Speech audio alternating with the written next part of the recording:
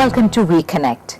For many decades now, writer-activist Sivasankari has been blazing her own trail in the world of Tamil literature.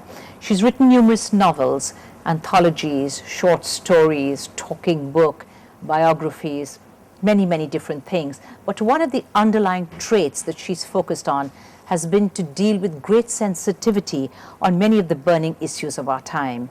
And of course, it's our very great pleasure to have her on our show today. Thank you so much for being with us.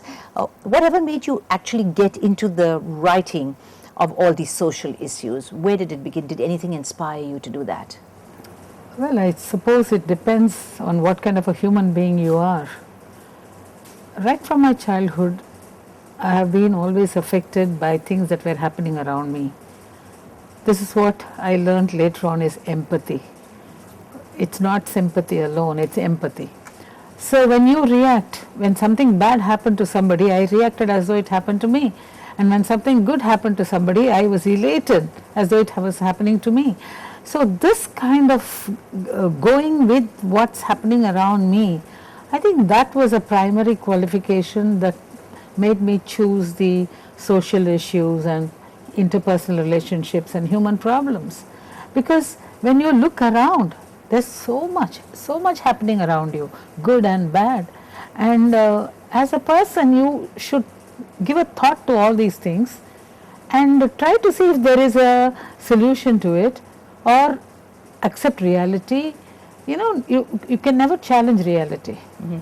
And this is reality. Right. But tell me, do you think sometimes that it could end up actually affecting you? No, not in that sense, because if writing starts affecting the person, then it's very difficult to continue as a writer.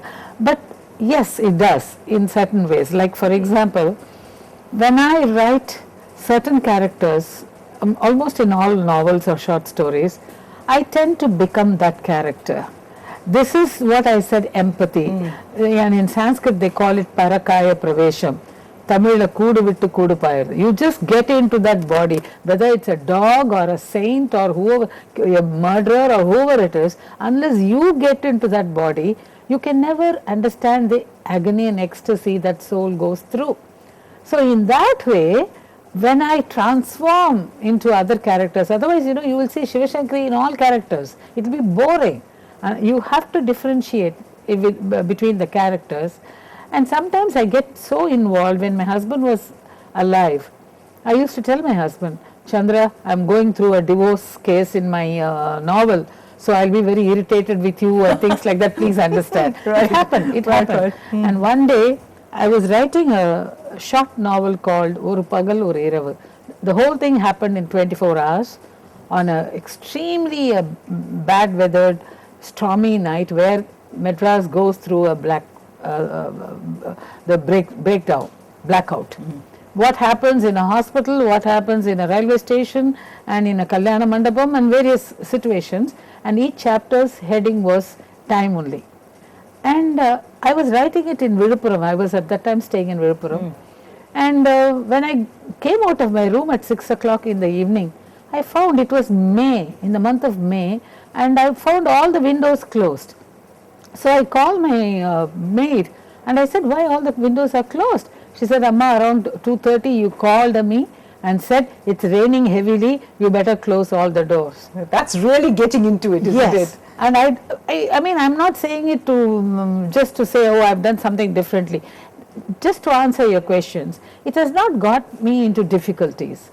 But definitely you have to go through the pangs of what they go through. What about the impact of your writing? I would like to talk about that because I know that you have made a tremendous difference with the issues that you've written about, drug abuse, alcoholism, aging gracefully and stuff like that. Let's talk about impact. But Jennifer, if I start talking about the impact, then I'll be blowing my own trumpet. I'd like you to, though, please. Don't think about it like that. I'd like to know I really. received at least 3,000 letters when the alcoholism story was serialized.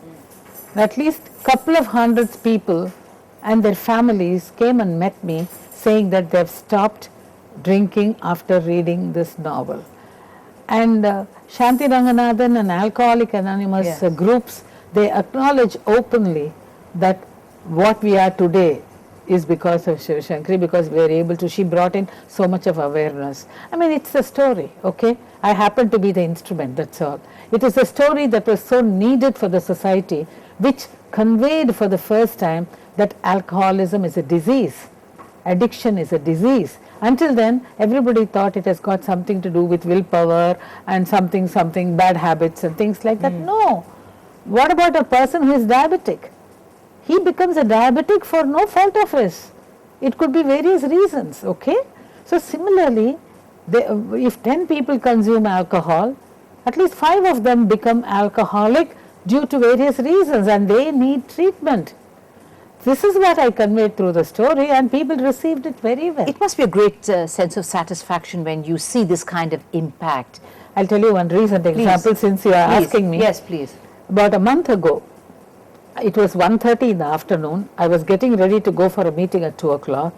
I get a call.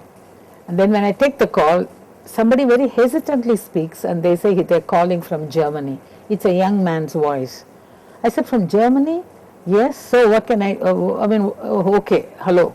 And that man said, Madam, I just wanted to tell you that whole of yesterday night, I read for the first time your Manidanin Kadai, the alcoholic story. And my father was an alcoholic, and I've never understood him. I've always fought with him. And after reading this book, this morning I called my father, who is in the village in India, and I told him, I'm sorry that I misunderstood you. Now I know why you did all those things that you did.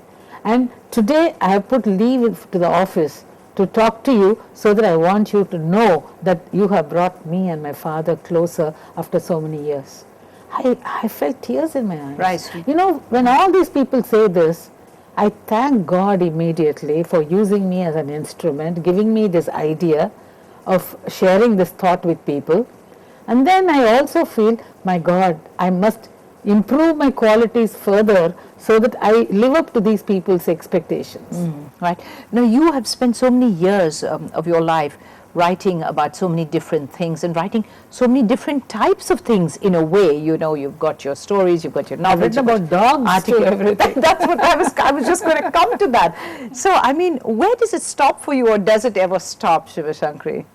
In one sense, it has stopped temporarily now. For the past 16 years, I've been involved with a mega literary project called Knit India Through Literature. Absolutely, yes. This is a project covering 18 languages of our constitution. And in doing in-depth research, meeting writers, interviewing them through the eyes of the writers, looking into the region, people, culture, literature, status of women, youth, everything. And in other words, the objective of my project was to introduce Indians to Indians. Right. When I took up that project, because of my which I explained to you, I get so involved with the writing that whenever I write it, I decided voluntarily 16 years before that I will not do personal fiction until I finish Knit India. Right. We're going to come back and actually talk to you about your Knitting Through Literature, because I think that's a very important piece of work that you've actually done over these past few years. We're going to just go away for a very, very short while and get right back to you on We Connect.